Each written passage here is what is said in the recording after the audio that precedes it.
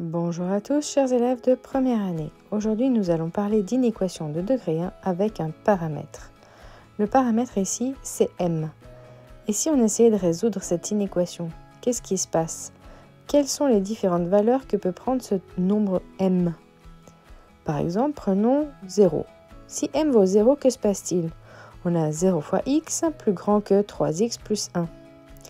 Et ensuite, donc, on peut simplifier le 0 fois x en 0 tout court et on va donc ensuite résoudre facilement en isolant x. On fait donc passer le moins 1 d'un côté, on divise par 3 et hop, on a donc notre condition x doit être plus petit que moins 1 tiers.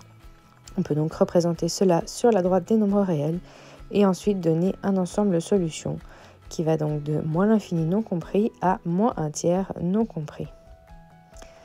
Oui, mais là, on a été au bol, on a choisi une valeur comme ça au pif. Alors, si on prenait cette inéquation et qu'on essayait de la résoudre, par exemple, si on prend des valeurs donc différentes de 0, mais si on essaie de résoudre comme si c'était un nombre, si on avait eu 2 ou 5, moins 7, peu importe, on regrouperait tous les x du même côté, et puis ici, on ne peut pas faire le calcul, donc on va pouvoir simplement imaginer le calcul qu'on aurait fait. On aurait fait m-3, et ça nous aurait donné la quantité devant le x, et puis on aurait toujours notre plus grand que 1. Alors là c'est là où ça coince, parce que si m-3 vaut 0, ou est plus petit que 0, bah, il va se passer des choses avec l'inéquation. Parce que si m égale à 3, alors ce qui est devant le x donne 0. Et puis 0 plus grand que 1, est-ce que c'est possible ça? Ben non, c'est faux évidemment. Donc puisque c'est faux, ça voudrait conduire à une valeur impossible. Donc, m égale à 3 nous conduirait à l'ensemble vide. Maintenant, on va considérer que m-3 est positif. Positif, pourquoi? Parce que comme ça, quand on divise par m-3, eh bien, ça ne changera pas le sens de l'inégalité puisque m-3 est plus grand que 0.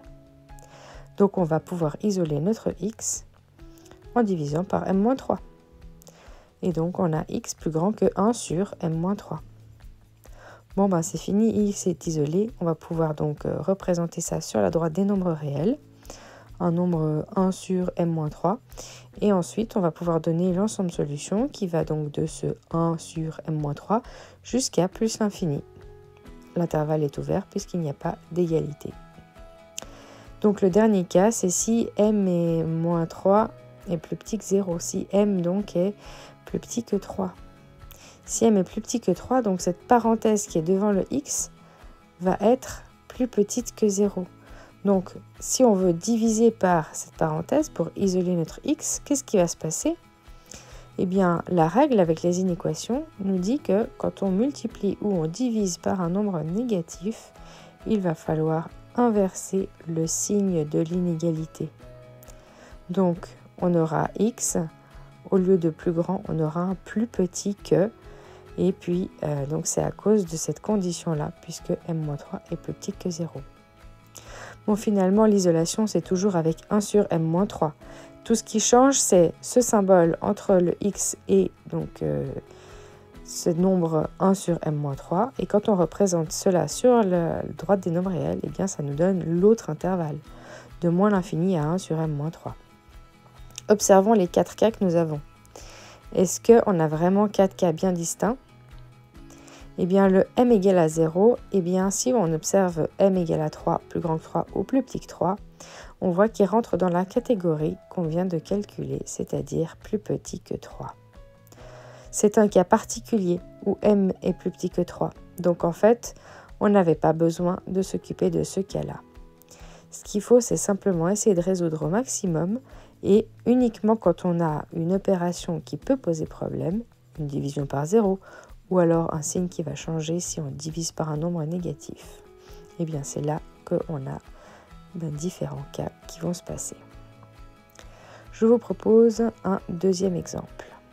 Arrêtez la vidéo et essayez de le faire avant qu'on corrige. Alors ici, je ne pars pas avec des valeurs bizarres. Ici, j'essaye d'abord de résoudre, comme si m était un nombre et que je le connaissais. Donc, je regroupe tous mes x du même côté. Ici, je les résous à gauche. Et si je connaissais la valeur de m, eh bien je ferais m plus 2 et j'aurais la quantité de x. Maintenant, c'est là où tout se corse. J'ai donc 3 cas qui peuvent se passer. Si m plus 2 égale 0, donc c'est dans le cas où m égale à moins 2, eh bien qu'est-ce qui se passe? Ensuite, je peux avoir le cas où m plus 2 est plus grand que 0. Donc, qu'est-ce qui va se passer?